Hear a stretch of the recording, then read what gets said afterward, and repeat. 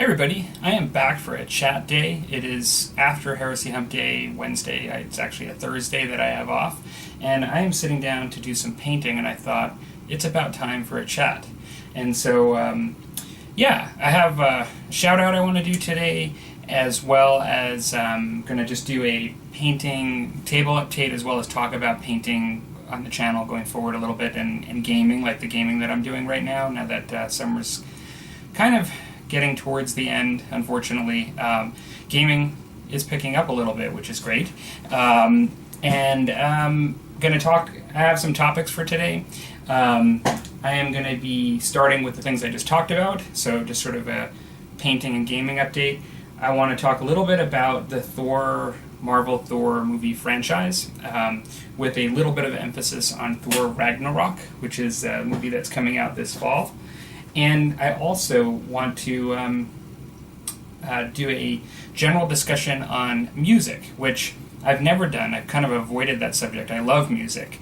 But for a lot of different reasons, I've kind of avoided bringing it up on a chat on the channel. I'll talk about why in that. So just a little bit of chatting about music. And so, thanks for tuning in, for those of you that tune into these chats. And first, I'll mention that I do have a sponsored beer for this. It is still summer. This is my go-to summer Pilsner, and that is Coors Light. It's my backyard beer. It's my lawn mowing beer. And so having a little bit of a sip on that during the channel. And I'll do the shout out right after the painting update. So here's the painting update. Hey everybody, so for my table update this week, I have two things that I've started after the Battletech glance that I just did. One is I immediately gravitated back, and I'm working on my Snotling pump wagon.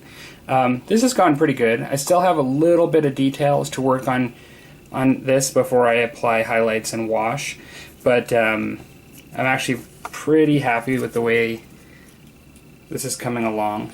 There is quite a little bit to do on this, as far as if you want to paint all the nail heads and various things.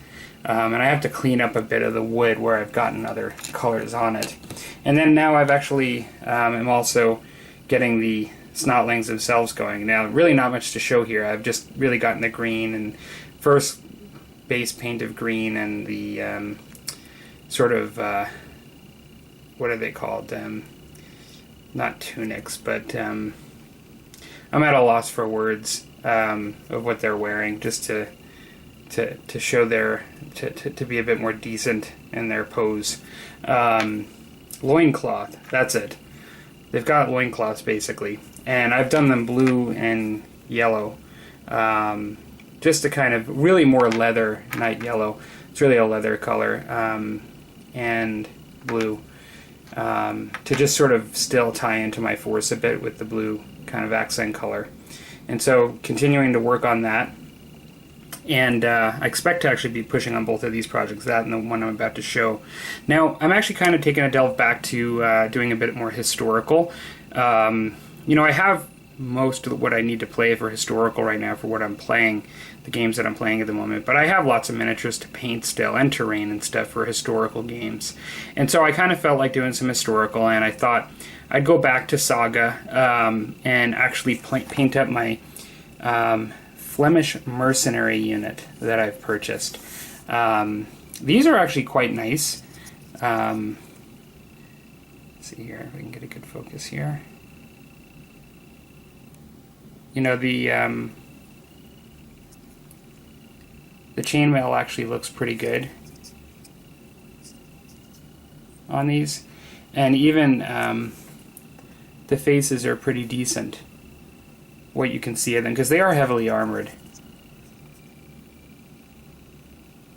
Well, that one kind of has something covering his face with cloth, but they're actually pretty good. These are Gripping Beast Flemish mercenaries. The reason I'm doing these, for those of you that don't play Saga, these are mercenaries for hire, so you essentially can use them with multiple saga forces. But with the Anglo-Danes in particular, I've showed him in the past, but if you remember that Hereward the Wake that miniature that I painted, he has special rules where he can leverage this unit even further than the standard mercenary rules. He can incorporate them as part of the Anglo-Dane force using Anglo-Dane abilities and really just lessening some of the hindrances, at the cost of actually not being able to take Hearthguard. The Flemish mercenaries in Saga, as I understand it, they are sort of a more heavily armored, better defensive version of a warrior, which is still less than a Hearthguard, in its potential. But having said that, it gives them sort of like the armor of a Hearthguard at the sort of fighting ability of a warrior. And, they're a little bit slower as well, probably representing wearing all of that armor. But they'll actually be pretty cool, I think, in the game to be able to, one, do a bit of a thematic force with Hereward the Wake, as well as being able to just mix up my lists a bit. He also has some advantages with levies. I think I've talked a bit about that on the channel. So I'll be working on them. And today, while we're chatting, I'm actually going to get the first code on the chainmail, just to kind of block in some of the chainmail. And I'll be doing my standard 50-50 black, Abaddon black, with, I guess it's 50-50, and Lead Belcher, GW Lead Belcher. I really like the metallic black look on the chainmail that I've been doing for a lot of things lately. It gives it almost a bit of a shiny charcoal kind of blackish look, and I've never quite found something that's emulated it. I have a ton of metallic paints of all different kinds, different brands, and I've never quite found one that quite hits the black metal like doing that mixture, and so I've kind of stuck with it. So yeah, okay, so back to the chat. Yeah, so gonna be working on the Flemish mercenaries for Saga while we're talking today. What I wanted to do for a shout out is, I don't think I've given him a shout out before, and I wanted to shout out a channel, TheSoloWargamingShow. So I will put a link in the description below.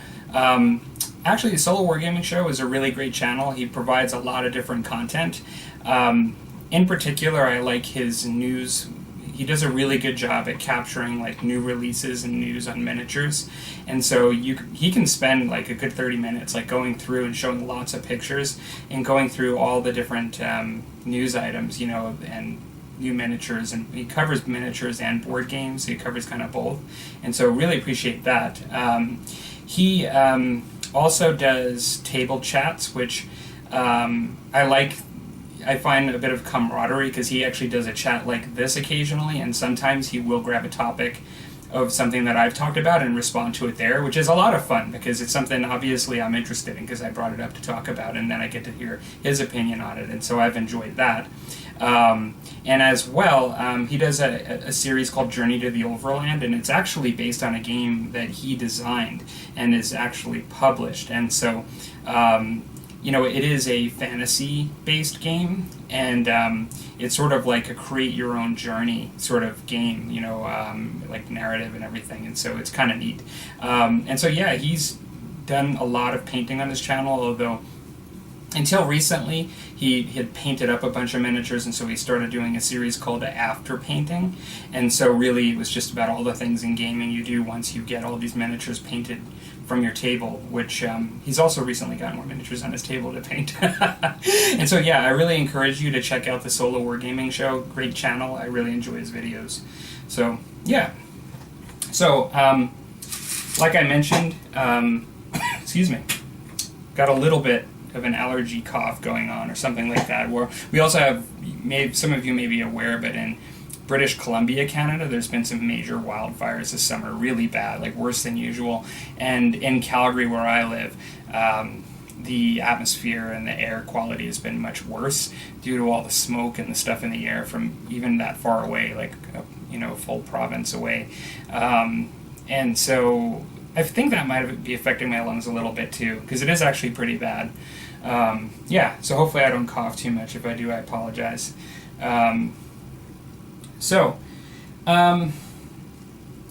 I wanted to talk a little bit, I felt like talking a little bit about Thor Ragnarok. Now, this kind of came up a week or two ago, the idea to talk about that movie in particular, and the Thor sort of franchise from Marvel.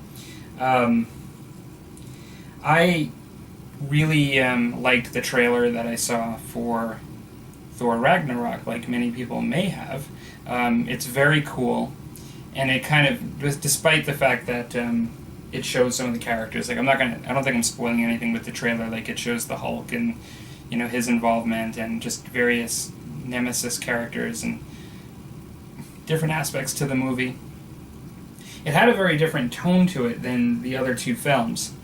Now, I will admit, apparently, not everyone really liked the Thor first one and the second one from Marvel, is what people have said. Like, I haven't followed the ratings and things, but that's what I'm hearing. And they decided to actually get a new director for the third movie. Now, when I saw the trailer, I had this instinct kind of tell me, this really looks a lot like another series from Marvel that I like quite a bit, the Guardians of the Galaxy. Now, granted, they're both kind of happening in the cosmic realm of Marvel. So that lends to one looking like the other a bit more right off the bat. But just, there was a lot of like retro 70s, early 80s kind of imagery in the way they used fonts and the style of the trailer, as well as some of the music, the usage of music, and the comedy aspects. It just seemed like very similar in some ways, which it made me very excited about it because I love the Guardians of the Galaxy stuff. Now, I'll take a step back here. I hope I'm not spoiling these movies for folks that are interested in seeing them. You can skip ahead if you like. I will be going to another topic. But I really liked the first two Thor movies.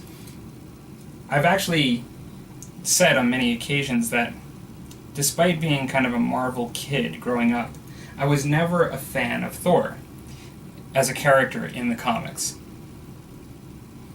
I think part of it was, you know, I was a big fan of Dungeons and Dragons, and despite Thor being, you know, like a Norse god, and having full explanation as to, you know, the way he's dressed the way he is, and just the way he's presented and everything, I never really felt the sword and sorcery kind of aspect that I sensed from Thor in the comics translated well in the comic book for me.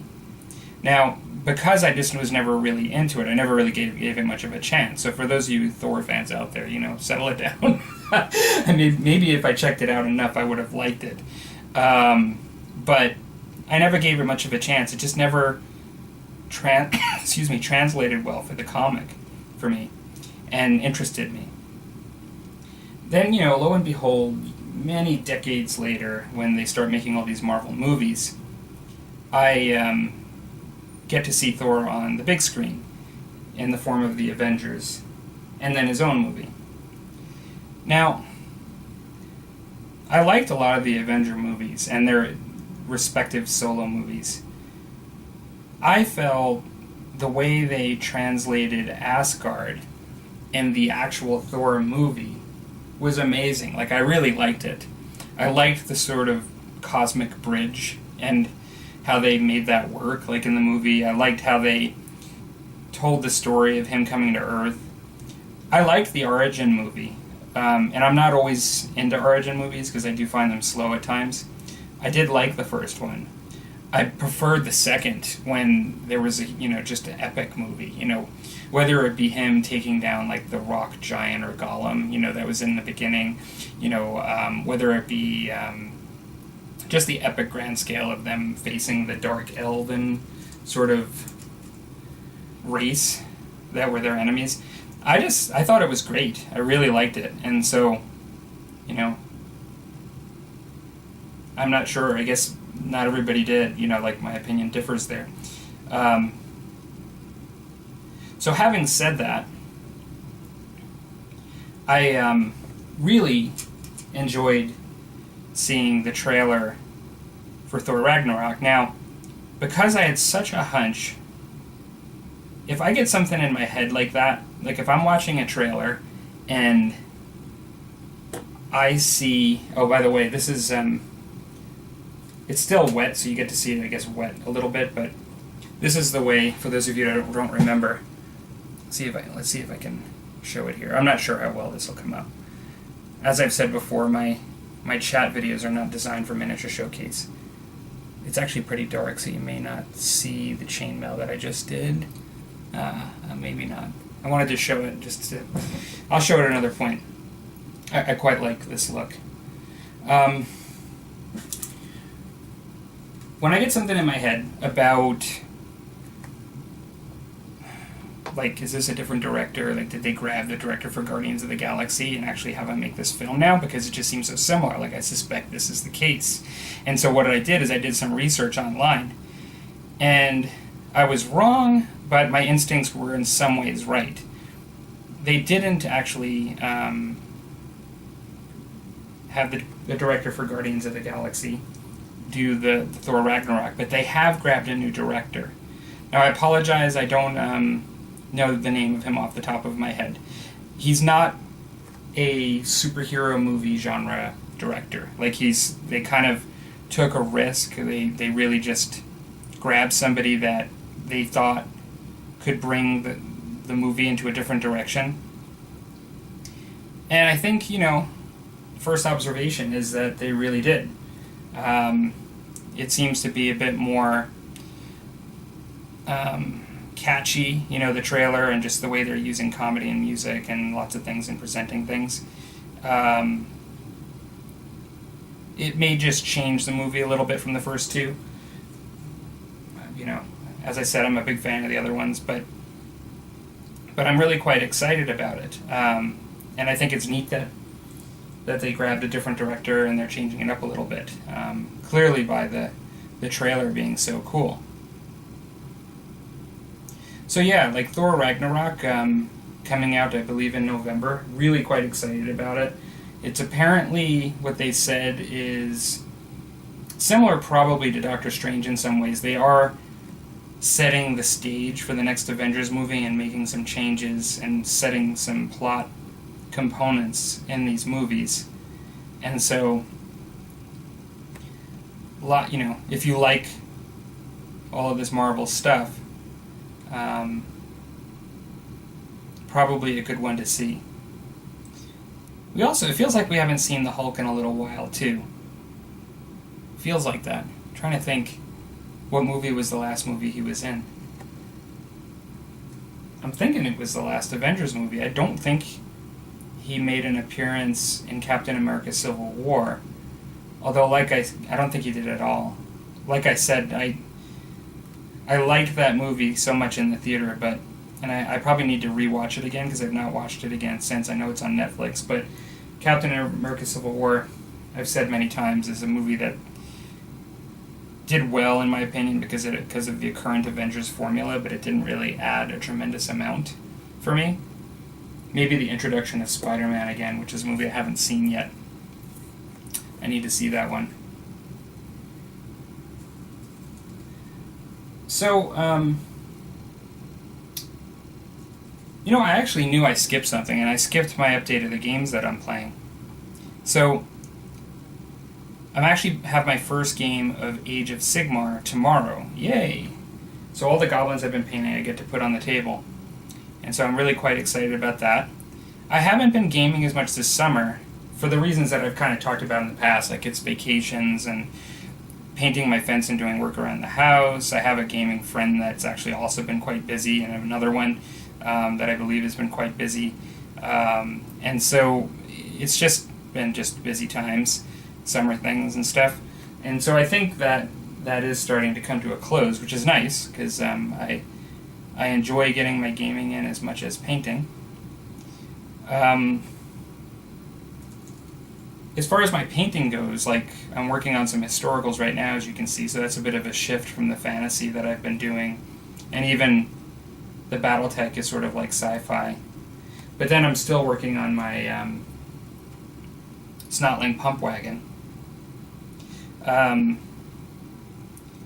am, as I said, this fall definitely planning on doing some Old Hammer. Like, that's something that I really want to do. I do find that a lot of times the thing that I said that I won't let happen, and that is stuff that I want to play, always getting in front of the stuff that I want to just paint, is happening a little bit. But I've got a real urge to do the Old Hammer stuff, and even like the Giant and the Battletech stuff I did, I kind of was a little influenced in what I'm trying to do in some ways with that stuff, and so I definitely will be pulling that stuff out. I think I'll be starting with the Rogue Trader stuff first, before the Beastmen. I have some Musket and Tomahawk stuff I want to do. I do find it's hard. Like, I'm doing this Saga here. I don't really need anything to play Saga, Musket, and Tomahawks right now. It's more stuff that I just to enhance my games. And because I'm really, those are games I love to play. They're like core games of mine. I always feel a little bit of pressure to keep going on the painting and not just new stuff that I need just to be able to play a game. And so I do have some a group of natives with bows and some leaders with a canoe that I want to do. And I do want to work on the Charlie Foxtrot model Manor that I did the review on, because I actually built it but I never painted it this spring. So I think those are two things that I'll be working on in the near future. Another big one that I expect to be doing is I'm going to be painting up stuff to play Savage Core, which I reviewed the rules. And so I'm really excited about that. And I think that there'll be a major push on that just so I can get enough going. Now, the nice thing is it's skirmish and it's not like a tremendous amount to paint. And so I think I'll be able to get going on that fairly soon. And but I do want to do some terrain. I actually was really happy with last year how I approached the Marvel stuff, and the effort I put in putting the board together and the individual minis. I mean, each mini had like its own painting style, and I did like almost 30 minis. That actually took a lot of work and a lot of headspace and time, and I'm really happy despite how it went with the product. I'm very happy with my effort towards it and what I was able to achieve with the table and various things. So I'm hoping to be able to do and draw from that and do a little bit of that for Savage Core. Now with Savage Core, they're not all individuals in the sense that there are factions that you can paint similar, so that will make the painting, not necessarily easier, but just less diversity with each group, potentially. And so that's kind of nice. That'll help. But I also want to do a nice table for it as well. I am really excited about doing some of the Hollow Earth pulp genre fantasy stuff. I really liked that stuff ever since I first saw the miniatures, when I first did that first video. So I'm excited about that too. So I do have some other stuff beyond that I want to get painted too. I've really felt, I don't know if I said this already, but I've really felt a little bit on fire, like really energized to hobby lately. I think because I've had a fair bit of time off, not just from the gaming, but from painting too this summer, just with doing work around the house and various things, it not only gave me the push to get through the goblins, but then also to finish the Battletech minis and get started with this. Like, I've really just felt very energized with having a month off to get back hobbying. And that's another reason why I'm almost thinking I'm going to take off a month next summer too. Because I really felt like I needed it. I really felt like I needed a little bit of time off. Just to sort of do some other things, spend some more time outside with the nice weather, and just kind of recharge my creative batteries. I kind of blame myself a lot for the length of time it took me to do the goblins. But in all honesty, it is what it is, right? I mean, it's not a job. I mean, for me, it's not, and and so, it takes me the length of time that I can get myself motivated to do it. And I had some speed bumps in there. I do find the assembly line process when it gets. I say, it was like 35 goblins roughly, but really with wolf riders, you're almost looking at 70 because of the wolf. And even though the wolf's not as detailed, it's still not just one model in some ways, each one. And so, yeah, it was a lot of work getting through all of that, and I'm quite happy that I've got it done now, but it was very exciting to get it finished, to be happy with it, and to then have other stuff on the table that I could do without thinking about the big project, sitting there. Because I did do, as you know, a couple little things while I was doing those. Not a lot. I did like the giant. I don't really remember what else. I don't think there was too much more. But, yeah. So, I think the other topic that I wanted to talk about was music.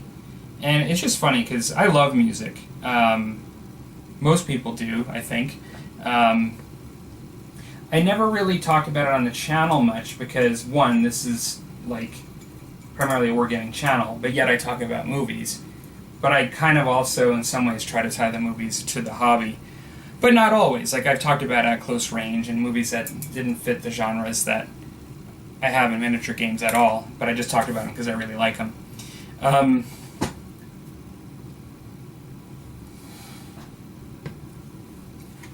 There was an MTV many years ago, like 20 years ago, 30 years ago. There was a skit on MTV when I lived in Long Island. They used to have some sort of like TV movies they would make. And a lot of times there would be like a music-related theme to the movie. It may not be that it's like some famous star that, musician at all, like that was part of it. It was just something music genre related. Well, on this particular, it had a moral to the story. And for whatever reason, I never remembered it. I don't remember the name of the series. I don't remember any of the other episodes or anything about it other than that they did this story. And the whole theme of the story was there was a guy who I think was either into... I think there was a guy that was into grunge, like a young kid. And then I think there was somebody that was into like heavy metal or something. Or classic rock from like the 70s or something. There was a significant age gap between the two, but they were out traveling, just on a road trip or something, and they ran into each other.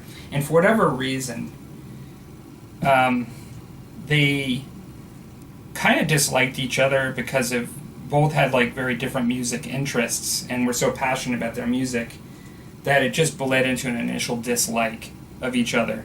And then in the end, there turned out to be a bit of like a road rage thing going on where they were like literally antagonizing each other and it was escalating.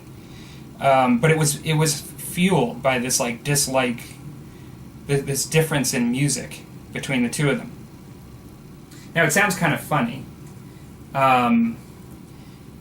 but like in the end of the movie, the sort of punchline of the movie was they were in some pivotal point in the plot at the end of the movie where one was getting ready to kill the other one, and this like Winnebago or like motorhome pulls up, and this old guy just like does something and like finishes them both off.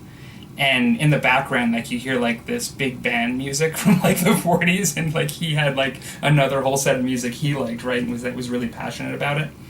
And it sounds kind of funny, right, like, that music like that, like, would drive, like, a whole storyline like that.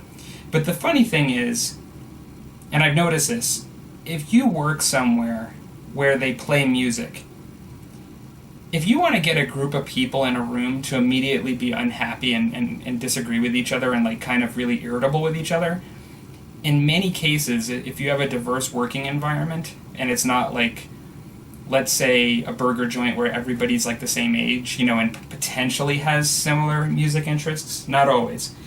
But if it's like a diverse working environment of people of different ages and various things, the moment you turn a radio on, you're going to have conflict. You can disagree with me if you want, but that's my observation. It's almost easier just not to have the radio on at all in those scenarios, unless you have really easygoing people that are willing to be tolerant, of other stuff other people like that they don't mind listening to, even if they don't like it or something like that.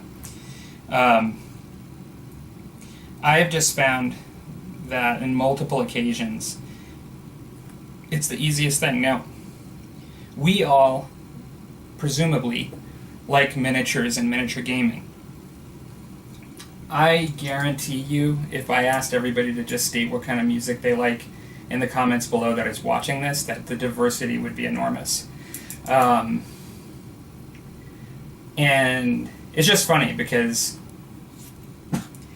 like if I included like a music component to this channel and I played music that other people didn't like, it would actually happen. Like a lot of people wouldn't like the music I would choose. Before I talk about the music I like, which is what this is about, I acknowledge that. I don't know if you guys have like examples of that, but I find it funny because music also brings people together too. In the right situation, music can very much bring people together. It can, and I'm not an expert on this subject, I'm just sort of thinking out loud here, but like whether it be like a sports team that has like music that's like a theme, whether it be like some sort of military thing where they use like the marching sort of music, and it sort of, you step to it, or where people recognize it as like a traditional music piece. There's lots of situations where music brings people together. Even people that are like-minded, it elevates their experience, to be able to go to like a concert together and listen to the same thing, because they're kind of like-minded and they like that thing. And then, certain, if it's top 40, there may be places where, even though the music changes a bit from song to song because it's really popular of the day, a party might play it, and it makes the party more fun, right? And that's why people play music. And so music can actually bring people together, but it also can be really divisive because just there's so much variety in music, and people's tastes are so different. Now, there may be some people that definitely like music that I do. I like a wide variety, but I have a definitive favorite. I guess my absolute favorite band of all time at this point in my life, and it's been the case for close to 15 to 20 years, my favorite band is Steely Dan. I may have talked about it before on the channel. I don't think I have. I may have said it in passing. I like their old stuff and their new stuff and everything in between. I really like the combination of jazz and rock. I find them to be really, really talented musicians. And the sound isn't going to be for everyone because it is that jazzy rock fusion that it just isn't for everyone, but for me, I absolutely love it.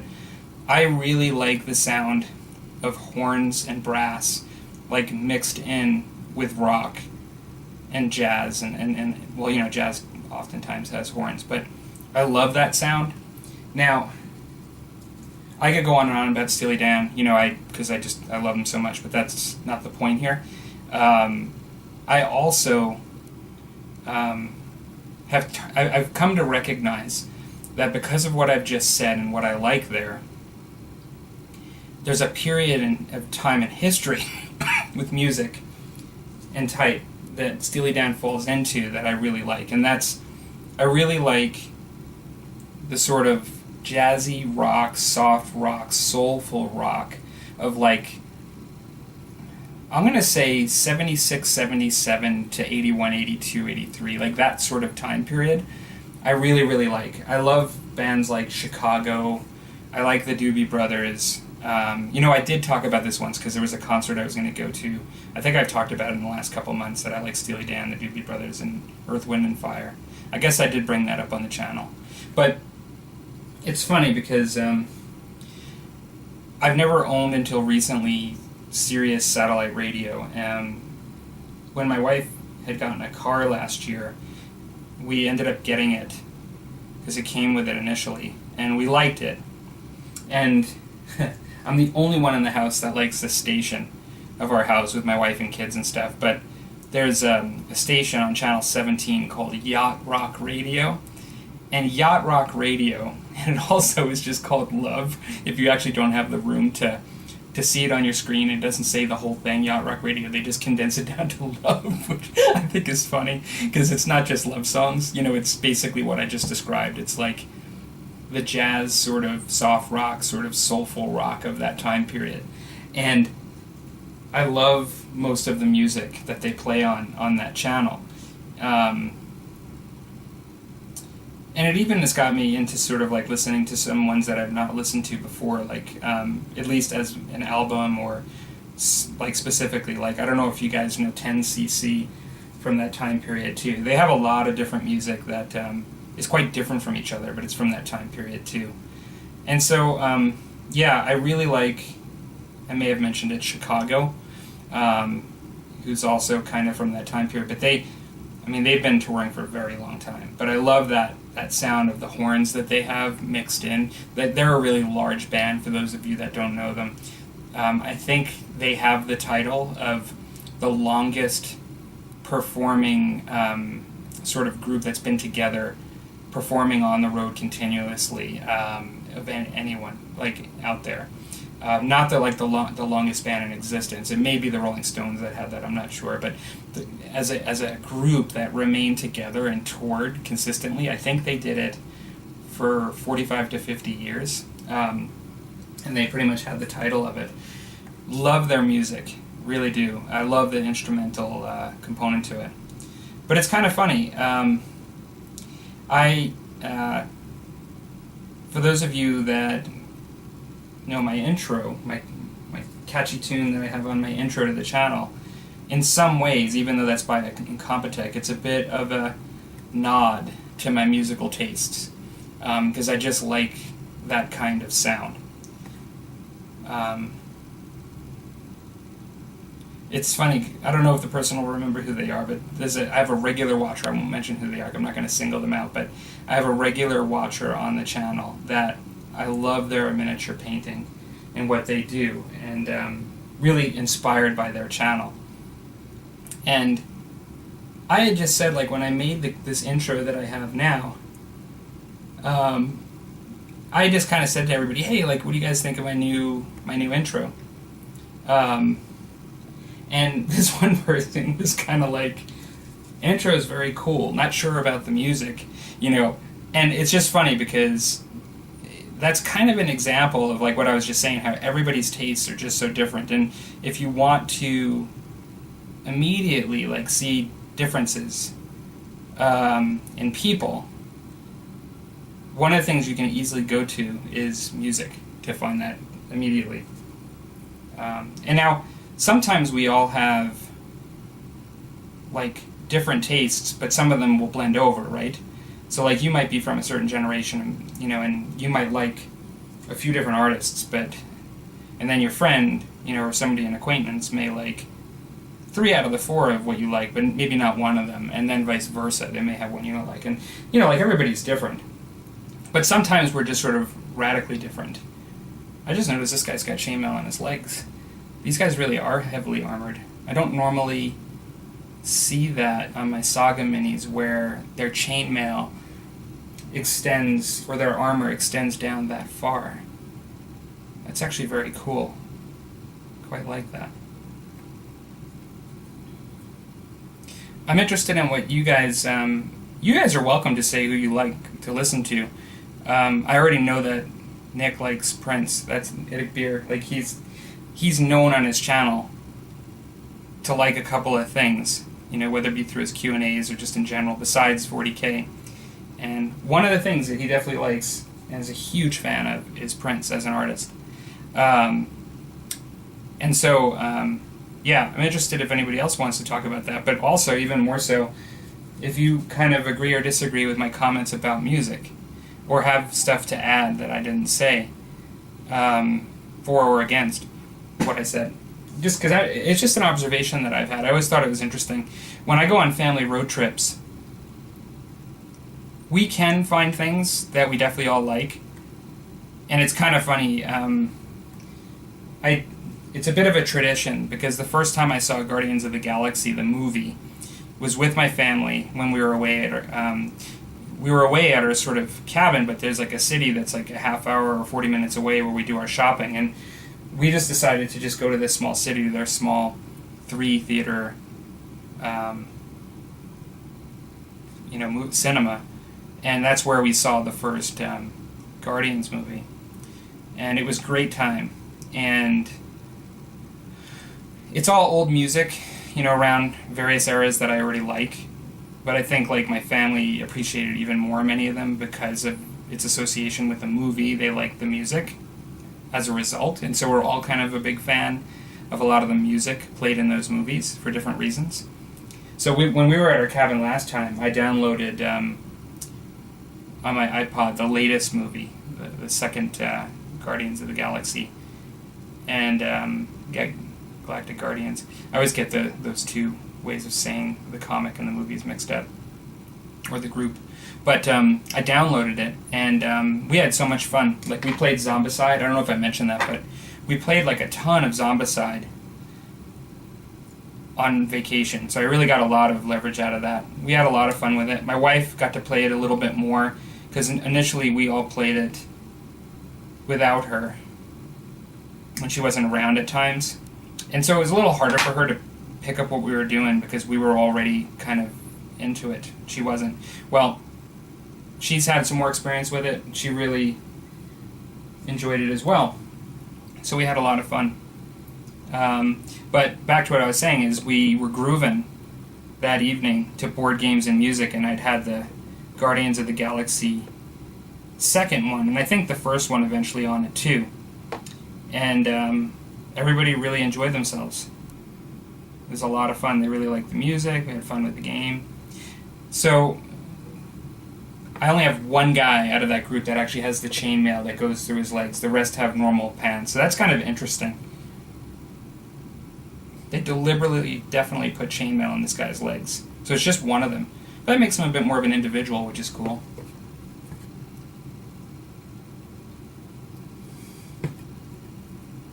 So, yeah. So I thought I'd bring up this topic, music. It's not going to come up often, not like the movie thing, I don't think. I tend to bring up movies a lot.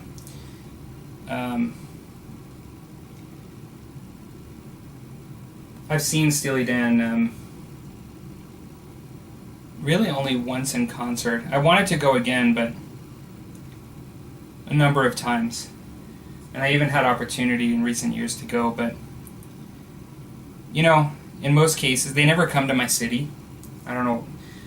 They never come quite to Calgary. They usually go to Vancouver, which I would go to. I don't think they've been there in a little while. But they go to like Montreal and Toronto quite a bit, and it's quite a big flight going across the country to see them.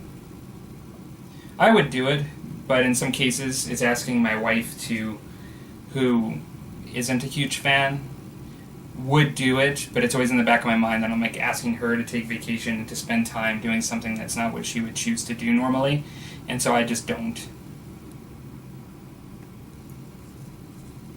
I think if the destination was something that she would really want to go to, or a bit closer in general, then it would work. And that'll happen, as long as they keep touring. I don't know how much longer that's going to be. But yeah, I am on my last chainmail guy for... when I say last chainmail, just blocking in the first bits of chainmail here. I'm on the last one. So that actually worked out pretty good. And I'm probably not even a third into my beer because I'm talking so much. But yeah, hoping to get a bit more of a regular schedule going with the channel. I was thinking about doing something either a video or something just related to me being on YouTube for 5 years. It is a nice little marker. I think I'm going to do a separate chat just talking about my happiness with the channel, what I get out of it, and just how, where it's gone and stuff over the last 5 years. I think that deserves its own sort of chat.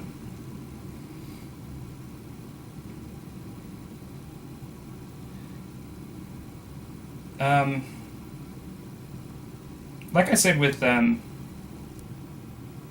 Solo Wargaming Show, if anybody else wants to grab a topic that I'm talking about, don't feel obligated because I'm a subscriber of your channel and you're doing chats already to choose the same topics. But if you're interested in one of them, I would find it very cool, just like Solo Wargamer does. If you wanted to grab one of the topics too. Some of my topics are pretty specific, like Thor Ragnarok, or the movie or something. They're really, not everybody would necessarily want to talk about it, but sometimes I have some fairly generic topics that apply to wargaming and things, and yeah, it'd be very cool if you wanted to incorporate them.